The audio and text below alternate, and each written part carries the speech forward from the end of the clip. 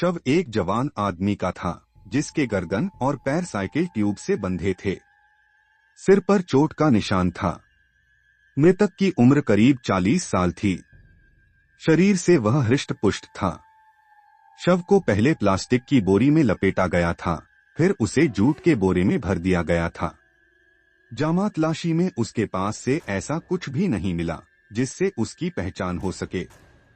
थाना प्रभारी अतुल श्रीवास्तव अभी निरीक्षण कर ही रहे थे कि सूचना पाकर SSP Anantdev Tiwari, SP south Raveena Tyagi तथा सीओ गोविंद नगर आर.के. चतुर्वेदी घटनास्थल पर आ गए। एसपी साउथ रवीना त्यागी ने मौके पर फोरेंसिक टीम को भी बुला लिया था। पुलिस अधिकारियों ने शव का बारीकी से निरीक्षण किया। फोरेंसिक टीम ने भी वहां से साक्ष्य जुटाए। सड़क किनारे भीड़ जमा थी। लोग शव को देखते और नाक पर रुमाल रखकर हट जाते। कोई भी शव की शिनाख्त नहीं कर पा रहा था। उसी समय थाना प्रभारी अतुल श्रीवास्तव को रेखा नाम की उस महिला की याद आई, जिसका पति रात को घर नहीं आया था, जिसकी मोटरसाइकिल थाना परिसर में खड़ी थी। उन्होंने उसका नाम पता नोट कर लिया था। अतुल ने उस महिला के संबंध में पुलिस अधिकारियों को अवगत कराया और उसके घर जा पहुंचे। रेखा उस समय घर पर ही थी। पास पड़ोस की कुछ महिलाएं तथा घर वाले भी मौजूद थे। पुलिस जीप देखकर रेखा को लगा कि शायद उसके पति का पता लग गया है। थाना प्रभारी अतुल श्रीवास्तव जीप से उतरकर रेखा के पास पहुंचे। उन्होंने कहा, रेखा, पिरौली पुल के पास सड़क किनारे बोरे में बंद हमें एक लाश मिली है। अभी तक उसकी शिनाख्त नहीं हुई है। मैं चाहता हूं कि तुम मेरे साथ चलकर उसे देख लो। अनहोनी की आशंका से रेखा घबरा गई। फिर 2 से 3 महिलाओं के साथ वह जीप में बैठ गई। उसके घर वाले भी पिरौली पुल की ओर रवाना हो गए। 10 मिनट में पुलिस जीप पिरौली पुल के पास पहुंच गई। रेखा जीप से उतरकर लाश के पास पहुंची। उसने लाश देखी तो चीख पड़ी। लाश उसके पति प्रेम प्रकाश की ही थी। इसके बाद तो कोहराम मच गया। बेहाल रेखा को साथ आई महिलाएं संभालने में लग गईं। एसपी रवीना त्यागी ने भी रेखा को सांत्वना दी, साथ ही आश्वासन भी दिया कि उसके पति के कातिल जल्दी ही पकड़ लिए जाएंगे। इसके बाद उन्होंने लाश को पोस्टमार्टम हाउस भिजवा दिया। रेखा बेहाल थी। उसकी आंखों में आंसू थम नहीं रहे थे। इस हालत में पुलिस अधिकारियों ने उससे पूछताछ करना उचित नहीं समझा। शाम को जब वह कुछ सामान्य हुई तब एसपी साउथ रवीना त्यागी ने उसे थाना बर्रा बुलवा लिया। उन्होंने बड़े भावुक अंदाज में उससे पूछताछ शुरू की। उन्होंने पूछा, रेखा, तुम्हारे पति की हत्या किसने और क्यों की, इस बारे में कुछ बता सकती हो? मैडम जी, मेरे पति की हत्या संजू, विपुल और उसके साथी अजय ने की है। संजू मीट का कारोबारी है और विपुल उसका नौकर है, जबकि अजय उसका दोस्त है। व्यापारिक प्रतिद्वंदिता में इन लोगों ने शराब पिलाकर प्रेम को मार डाला और शव को बोरे में भरकर फेंकाए। रेखा के बयान के आधार पर एसपी साउथ रवीना त्यागी ने संजू, अजय और विपुल को थाना बर्रा बुलवा लिया।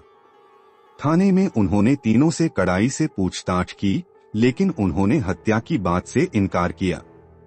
संजू ने साथ खाने पीने, नशे में लड़ने झगड़ने तथा व्यापारिक प्रतिद्वंदिता की बात तो स्वीकार की, लेकिन हत्या करने से साफ इनकार कर दिया। सख्ती से पूछताछ करने के बाद भी जब उन्होंने जुर्म नहीं कबूला तो रवीना त्यागी को लगा कि ये लोग कातिल नहीं हैं। उन्होंने उन तीनों को थाने से घर भेज दिया। मृतक की पत्नी रेखा के अनुसार मृतक के पास मोबाइल था, जो अभी तक बरामद नहीं हुआ था। थाना प्रभारी ने प्रेम प्रकाश के कातिलों को पकड़ने के लिए उसके मोबाइल की कॉल डिटेल्स निकलवाकर टावर डाटा डंप कराया तो प्रेम प्रकाश की आखिरी लोकेशन 3 जून की सुबह 11:05 पर बर्रा 8 हाई टेंशन लाइन के पास मिली। उसके बाद उसका फोन बंद हो गया था। थाना प्रभारी ने रेखा से पूछताछ की तो उसने बताया कि बर्रा 8 में उसके जेठ ज्वाला प्रसाद का साढ़ू रामप्रकाश अपनी पत्नी रामकली के साथ रहता है। उसका 9 साल का एक बेटा भी है। इस जानकारी पर अतुल श्रीवास्तव बर्रा 8 स्थित रामप्रकाश के घर पहुंचे तो वहां ताला लटक रहा था। रामप्रकाश पर शक गहराया तो पुलिस ने उसकी तलाश तेज कर दी। थाना प्रभारी अतुल श्रीवास्तव ने ताबड़तोड़ छापे मारकर रामप्रकाश के कई रिश्तेदारों को उठा लिया। उनमें से जिनके पास रामप्रकाश का मोबाइल नंबर था उनसे बात करने को कहा, लेकिन रामप्रकाश ने कोई कॉल रिसीव ही नहीं की। लेकिन एक खास रिश्तेदार से उसने बात की और बताया कि वह महाराजपुर के संदलपुर गांव में है। यह जानकारी प्राप्त होते ही थाना प्रभारी अतुल श्रीवास्तव संदलपुर गांव पहुंच गए और वहां से उन्होंने रामप्रकाश को गिरफ्तार कर लिया। उसे थाना बर्रा लाया गया। थाने पर जब उससे उसकी पत्नी रामकली के बारे में पूछा गया तो उसने बताया कि रामकली उसकी बहन चंदा के घर नौरंगाबाद में है। उसके साथ उसका बेटा भी है। यह पता चलते ही अतुल श्रीवास्तव ने नौरंगाबाद से रामकली को हिरासत में ले लिया। थाना प्रभारी ने रामप्रकाश तथा उसकी पत्नी रामकली से थाने में प्रेम प्रकाश की हत्या के बारे में पूछताछ की। पूछताछ में दोनों ने इस बात से इनकार किया कि प्रेम प्रकाश की हत्या में उनका कोई हाथ है। जब दोनों से अलग अलग सख्ती से पूछताछ की गई तो रामकली टूट गई। उसके टूटते ही रामप्रकाश ने भी हत्या का जुर्म स्वीकार कर लिया। रामकली ने हत्या में प्रयुक्त लोहे की रॉड, जिसे उसने घर में छिपा दिया था, बरामद करा दी। रामप्रकाश ने अपने घर से मृतक का मोबाइल फोन बरामद करा दिया, जिसे उसने तोड़कर कूड़ेदान में फेंक दिया था। पुलिस ने दोनों चीजें बरामद कर लीं। थाना प्रभारी अतुल श्रीवास्तव ने प्रेम प्रकाश हत्याकांड के कातिलों को पकड़ने की जानकारी एसपी साउथ रवीना त्यागी को दी। रवीना त्यागी ने आनन फानन में अपने कार्यालय में प्रेस वार्ता की और अभियुक्तों को मीडिया के सामने पेश करके घटना का खुलासा कर दिया। चूंकि अभियुक्तों ने अपना जुर्म कबूल कर लिया था, इसलिए थाना प्रभारी अतुल श्रीवास्तव ने मृतक की पत्नी रेखा को वादी बनाकर भादंवी की धारा 302 के तहत रामप्रकाश और उसकी पत्नी रामकली के खिलाफ रिपोर्ट दर्ज कर ली। दोनों को विधिसम्मत गिरफ्तार कर लिया गया। पुलिस जांच में साली की चाल में जीजा के हलाल होने की घटना प्रकाश में आई। बर्रा कानपुर शहर का एक विशाल आबादी वाला क्षेत्र है। बड़ा क्षेत्र होने के कारण इसे 8 भागों में बांटा गया है। इसी बर्रा भाग 7 के जरौली फेस 1 के अंतर्गत नरपत नगर मोहल्ला पड़ता है। प्रेम प्रकाश अपने परिवार के साथ इसी मोहल्ले में रहता था। उसके परिवार में पत्नी रेखा के अलावा 2 बेटे रवि व पंकज तथा 2 बेटियां सोनम और पूनम थीं। प्रेम प्रकाश मीट का व्यापारी था। घर से कुछ दूरी पर पारकर रोड पर उसकी दुकान थी। प्रेम प्रकाश अपनी दुकान तो चलाता ही था, साथ ही छोटे दुकानदारों को भी मीट की सप्लाई करता था। इसके अलावा होटलों में भी वह मीट सप्लाई करता था। मीट व्यापार में प्रेम प्रकाश को अच्छी कमाई होती थी। क्षेत्र में वह प्रेम मीट वाला के नाम से जाना जाता था। प्रेम प्रकाश कमाता तो अच्छा था, लेकिन उसमें कुछ कमियां भी थीं। वह शराब व शबाब का शौकीन था। अपनी आधी कमाई वह शराब और अय्याशी में ही खर्च कर देता था। बाकी बची कमाई से घर का खर्च चलता था। पति की इस कमजोरी से रेखा वाकिफ थी। जब वह शराब पीकर आता तो रेखा उसे समझाती, लेकिन वह कहता, रेखा, जिस तरह तुम मेरी संगिनी हो, उसी तरह यह लाल परी भी मेरी संगिनी है। शाम ढलते ही यह मुझे सताने लगती है, तब मैं बेबस हो जाता हूँ। रेखा ने पति को लाख समझाया, पर जब समझाते समझाते थक गई तो उसने उसे उसी के हाल पर छोड़ दिया। वह केवल घर और बच्चों की परवरिश में लगी रहती। बच्चे जब बड़े हुए तो वह प्रेम के साथ दुकान चलाने का गुर सीखने लगे और बेटियां मां के घरेलू काम में हाथ बंटाने लगीं। प्रेम प्रकाश के बड़े भाई का नाम ज्वाला प्रसाद था। वह उसके घर से कुछ ही दूरी पर रहता था। ज्वाला प्रसाद की पत्नी का नाम शिवकली था। प्रेम प्रकाश शराबी और अय्याश था, इसलिए वह प्रेम प्रकाश को पसंद नहीं करता था। दरअसल प्रेम प्रकाश व शिवकली का रिश्ता देवर भाभी का था। इस नाते वह शिवकली से हंसीमजा छेड़छाड़ कर लेता था। लेकिन ज्वाला को यह सब पसंद नहीं था। उसने प्रेम प्रकाश के घर आने पर प्रतिबंध लगा दिया था। शिवकली की तरह उसकी बहन रामकली भी खूबसूरत थी। वह बर्रा 8 निवासी रामप्रकाश से ब्याही थी। रामकली रामप्रकाश की 5वीं पत्नी थी। उसकी पहली पत्नी मीरा बर्रा में ही रहती थी। दूसरी और तीसरी पत्नी ने उसका साथ यह कहकर छोड़ दिया था कि वह उम्र में बड़ा है। चौथी पत्नी सरोज को वह बिहार के दरभंगा से लाया था, लेकिन प्रताड़ना से परेशान होकर वह भाग गई थी। इसके बाद ही वह रामकली को ब्याह कर लाया था। शादी के 2 साल बाद रामकली एक बच्चे की मां बन गई थी। एक रोज सीटीआई चौराहा स्थित गुलाब सिंह के शराब ठेके पर बड़े ही नाटकीय ढंग से प्रेम प्रकाश और राम प्रकाश की मुलाकात हुई। उस रोज ठेके पर दोनों शराब पीने आए थे। शराब पीते पीते बातचीत का सिलसिला शुरू हुआ तो दोनों का रिश्ता साढ़ू भाई का निकला। इसके बाद तो शराब का नशा दोगुना हो गया। उस रोज खाने पीने का पैसा प्रेम प्रकाश ने ही चुकता किया। यद्यपि राम प्रकाश मना करता रहा। राम प्रकाश और प्रेम प्रकाश दोनों ही पक्के शराबी थे। उनके बीच जल्द ही दोस्ती हो गई। रिश्ते ने उनकी दोस्ती और गहरी कर दी। पहले दोनों शराब ठेके पर पीते थे, लेकिन अब उनकी महफिल राम प्रकाश के घर जमने लगी। घर आते जाते प्रेम प्रकाश की नजर राम प्रकाश की खूबसूरत बीवी रामकली पर पड़ी, जो रिश्ते में उसकी साली लगती थी। साली का शबाब पाने के लिए प्रेम प्रकाश जोर जुगत बैठाने लगा। जब भी प्रेम प्रकाश का मन राम प्रकाश के घर जाने का होता, वह उसे मोबाइल से सूचना देता और फिर शाम ढलते ही मीट की थैली और शराब की बोतल लेकर राम प्रकाश के घर पहुंच जाता। रामकली मीट पकाती और वे दोनों शराब की महफिल सजाते। कभी कभी तो रामकली ही दोनों को पैक बना कर देती। इस दौरान प्रेम प्रकाश की निगाहें रामकली पर ही टिकी रहती। वह उससे शरारत भी कर बैठता था। चूंकि प्रेम प्रकाश और रामकली का रिश्ता जीजा साली का था, इस नाते प्रेम प्रकाश रामकली से हंसी मजाक और छेड़छाड़ करने लगा। कभी एकांत मिलता तो वह उसे बाहों में भी भर लेता और गालों पर चुंबन जड़ देता। जीजा की इस हरकत पर रामकली तुनक जाती। प्रेम प्रकाश तब उसे यह कहकर मना लेता कि साली तो वैसे भी आधी घरवाली होती है। रामकली का मूड फिर भी ठीक न होता तो वह उसे 1500 रुपए देकर मना लेता। प्रेम प्रकाश की पत्नी रेखा 4 बच्चों की मां बन चुकी थी। उसका रंगरूप भी सांबला था और स्वभाव से वह कर्कश थी, जबकि साली रामकली रसीली थी। उसका रंग गोरा और शरीर मांसल था।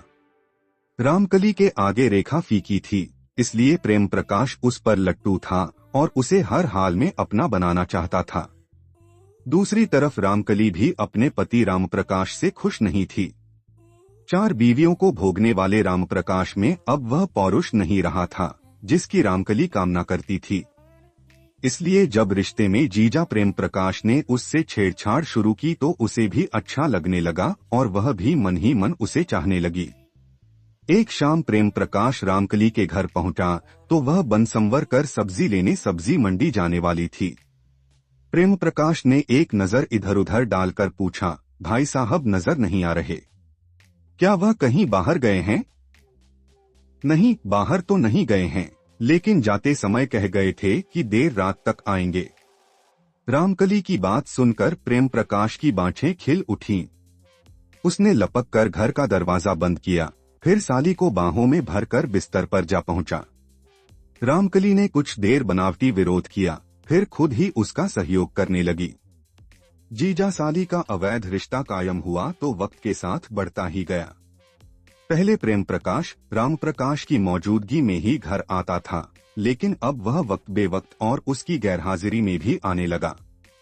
दोनों को जब भी मौका मिलता एक दूसरे की बाहों में समा जाते। जीजा साली के अवैध रिश्तों की भनक राम प्रकाश को भले ही न लगी, लेकिन पड़ोसियों के कान खड़े हो गए। जीजा साली की रासलीला के चर्चे पास पड़ोस की महिलाएं करने लगीं। रामप्रकाश किराए पर ई रिक्शा चलाता था। 8 से 10 घंटे में वह जो भी कमाता था उससे उसके परिवार का खर्च चलता था। कभी कभी कुछ पैसे पत्नी को भी दे देता था। रामप्रकाश पत्नी पर भरोसा करता था, जबकि रामकली उसके भरोसे को तोड़ रही थी। आखिर एक दिन सच सामने आ ही गया। उस दिन सुबह सुबह रामकली और पड़ोसन के बीच गली में कूड़ा फेंकने को लेकर तू मैं होने लगी। लड़ते झगड़ते दोनों एक दूसरे के चरित्र पर कीचड़ उछालने लगीं। रामकली ने पड़ोसन को बदचलन कहा तो उसका पारा चढ़ गया। परिजा बड़ी सती सावित्री बनती है।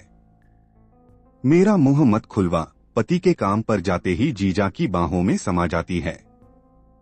खुद बदलचन है और मुझे कह रही है। दोनों महिलाओं का वाक्युद्ध थमने का नाम नहीं ले रहा था। संयोग से तभी रामप्रकाश आ गया। उसने अपनी पत्नी रामकली और पड़ोसन को झगड़ते देखा तो रामकली को ही डांटा, आपस में झगड़ते तुम्हें शर्म नहीं आती? चलो घर के अंदर जाओ। रामकली बड़बड़ाती पैर पटकती घर के अंदर चली गई। इसके बाद रामप्रकाश पड़ोसन से मुखातिब हुआ। रामकली तो अनपढ़ गंवार औरत है, लेकिन तुम तो पढ़ी लिखी हो, गली में सरेआम ये तमाशा करना अच्छी बात है क्या? पड़ोसन का गुस्सा काबू के बाहर था।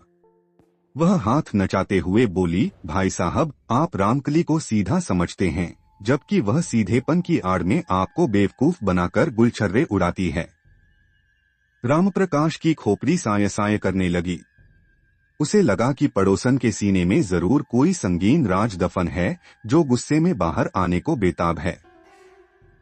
उसने पूछा, मैं कुछ समझा नहीं, साफ साफ कहिए।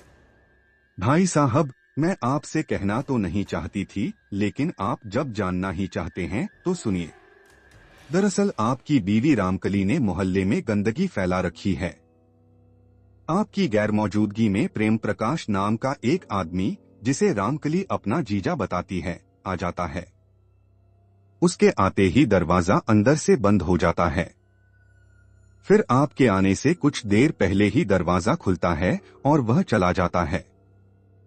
बंद दरवाजे के पीछे क्या होता है, यह पूरी गली को मालूम है। रामप्रकाश सन्नाटे में आ गया। उसकी गैरमौजूदगी में रामकली ऐसा भी कुछ कर सकती है, वह सोच भी नहीं सकता था। अपमान बोध तथा शर्म से रामप्रकाश का सिर झुक गया। वह बुझी सी आवाज में बोला, बहुत अच्छा किया आपने जो सारी बातें मेरी जानकारी में ला दी। रामप्रकाश की जानकारी में ऐसा बहुत कम हुआ था। जब प्रेम प्रकाश उसकी गैरमौजूदगी में आया हो, प्रेम प्रकाश उसे फोन करके पहले पूछ लेता था कि वह घर में है या नहीं। उसके बाद ही वह आता था। जबकि उस महिला ने बताया कि प्रेम प्रकाश उसकी गैरमौजूदगी में आता है। उसके आते ही रामकली दरवाजा बंद कर लेती है। इसके बाद रामप्रकाश अपने घर में दाखिल हुआ और रामकली को सीधे सवालों के निशाने पर ले लिया। सुना तुमने, पड़ोसन तुम्हारे बारे में क्या कह रही थी? हाँ, उसकी भी बात सुनी और तुम्हारी भी सुन ली। रामकली पति को ही आंखें दिखाने लगी। बड़े शर्म की बात है कि वो कल मुंही मुझ पर इल्जाम लगाती रही और तुम चुपचाप सुनते रहे।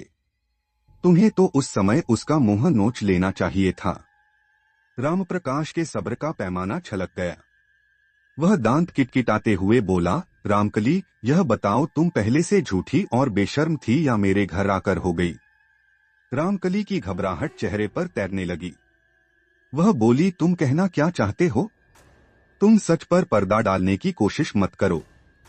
बताओ, तुम्हारा और प्रेम प्रकाश का चक्कर कब से चल रहा है?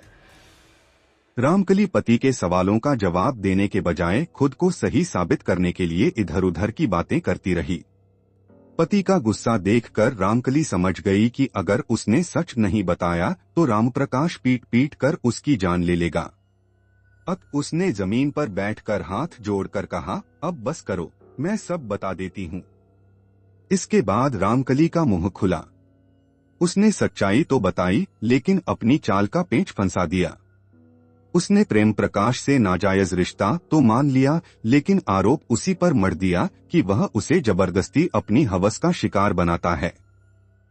उसने इसलिए मुंह बंद रखा कि उन दोनों की दोस्ती न टूटे। रामकली ने अपनी चाल से पति का गुस्सा तो ठंडा कर दिया, लेकिन उसके मन में डर बैठ गया। उसने जीजा प्रेम प्रकाश को सारी जानकारी देकर पति की गैरमौजूदगी में आने से मना कर दिया। इधर रामप्रकाश ने साढ़ू प्रेम प्रकाश को भी आड़े हाथों लिया और पत्नी से नाजायज रिश्ता बनाने को धिक्कारा।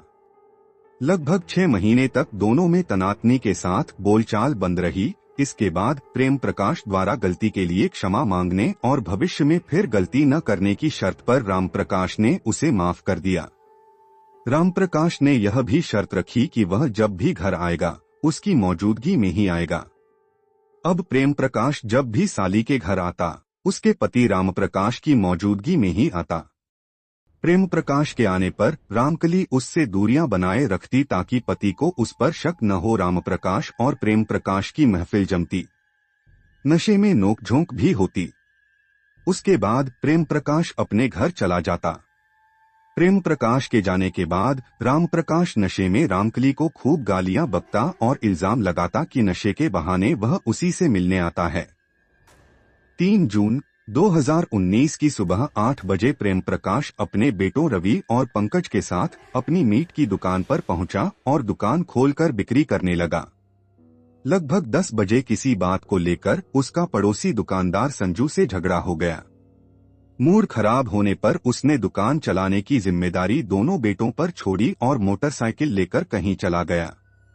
रास्ते में उसने साढ़ू राम प्रकाश से फोन पर बात की तो वह घर पर ही था। प्रेम प्रकाश ने लगभग 11 बजे बर्रा 8 स्थित शराब ठेके से बोतल खरीदी और साली रामकली के घर पहुंच गया। घर पर राम प्रकाश व उसका पड़ोसी दोस्त रमेश यादव मौजूद थे। कुछ देर तीनों आपस में हंसी मजाक बातचीत करते रहे। फिर तीनों की शराब पार्टी शुरू हुई। कई पैक गले से नीचे उतारने के बाद राम प्रकाश बोला, साढ़ू भाई अभी मजा नहीं आया। रमेश ने भी उसकी हाँ में हाँ मिलाई। इसके बाद प्रेम प्रकाश पर्स से 500 का नोट निकालकर बोला, जाओ लेकर आओ। राम प्रकाश रमेश को साथ लेकर प्रेम प्रकाश की मोटरसाइकिल से शराब खरीदने चला गया। उसके जाते ही प्रेम प्रकाश साली को बाहों में भरकर बोला, कब से तुमसे मिलने को तड़प रहा हूँ, आज अच्छा मौका है, मेरी इच्छा पूरी कर दो। नहीं, वह आ गए और तुम्हारे साथ देख लिया तो मार मार कर मेरी जान ही ले लेंगे। अनुज भी घर में है, वह अपने बाप को सब बता देगा। ऐसा नहीं होगा, अनुज को मैं पैसा देकर समोसे खाने भेज दूंगा और भाई साहब को आने में समय लगेगा। इसके बाद प्रेम प्रकाश ने 10 रुपए देकर अनुज को समोसा खाने घर से बाहर भेज दिया। फिर वह साली रामकली को कमरे में ले गया और शारीरिक सुख भोगने लगा। दोनों को कई माह के बाद मौका मिला था, सो असीम आनंद की अनुभूति कर रहे थे। इस आनंद में दोनों भूल गए कि घर का दरवाजा खुला है। कुछ देर बाद रामप्रकाश शराब लेकर लौटा तो उसने पत्नी रामकली और प्रेम प्रकाश को आपत्तिजनक स्थिति में देख लिया। फिर क्या था, वह रामकली पर टूट पड़ा और अर्धनग्न अवस्था में ही पीटने लगा। 2 से 4 लात घूंसे खाने के बाद रामकली ने फिर वही चाल चली और बोली, मुझे क्यों पीट रहे हो, इस वहशी को पीटो जो मुझे जबरदस्ती अपनी हवस का शिकार बना रहा था।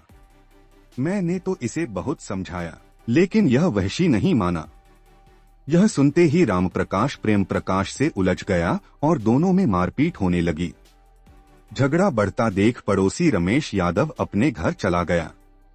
उसके बाद रामकली ने मुख्य दरवाजा बंद कर दिया और दोनों में बीच बचाव करने लगी, लेकिन उन दोनों पर नशा हावी था।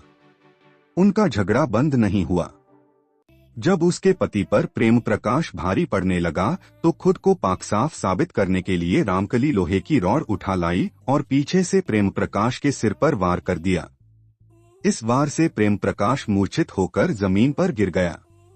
उसी समय राम प्रकाश उसकी छाती पर सवार हो गया और उसका गला दबाकर उसे मार डाला। हत्या करने के बाद दोनों को लाश ठिकाने लगाने की चिंता हुई।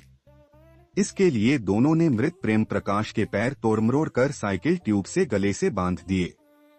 शव को उन्होंने पहले प्लास्टिक बोरी में, फिर जूट के बोरे में भरकर मुंह बंद कर दिया। रामप्रकाश ने रात में लाश को ई रिक्शा पर लादा और सुनसान इलाके पिरौली पुल के पास सड़क किनारे फेंक आया। इसके बाद दोनों ने फर्श पर पड़े खून के धब्बों को साफ किया। मृतक के मोबाइल को तोड़कर कूड़ेदान में फेंक दिया और रॉड घर में छिपा दी। इसके बाद दोनों घर में ताला लगाकर फरार हो गए। इधर रवि और पंकज शाम तक दुकान पर बैठे रहे, फिर दुकान बंद कर घर पहुंचे और मां को बताया कि पिताजी का संजू से झगड़ा हुआ था। उसके बाद वह कहीं चले गए और वापस नहीं आए। रेखा रात भर पति के वापस आने का इंतजार करती रही। सुबह वह थाना बर्रा पहुंची तो वहां पति की मोटरसाइकिल खड़ी थी, लेकिन पति नहीं था। दूसरे रोज रामप्रकाश की लाश मिल गई थी। 9 जून 2019 को थाना बर्रा पुलिस ने अभियुक्तों रामप्रकाश तथा रामकली को कानपुर कोर्ट में रिमांड मजिस्ट्रेट की अदालत में पेश किया, जहां से उन दोनों को जिला जेल भेज दिया गया।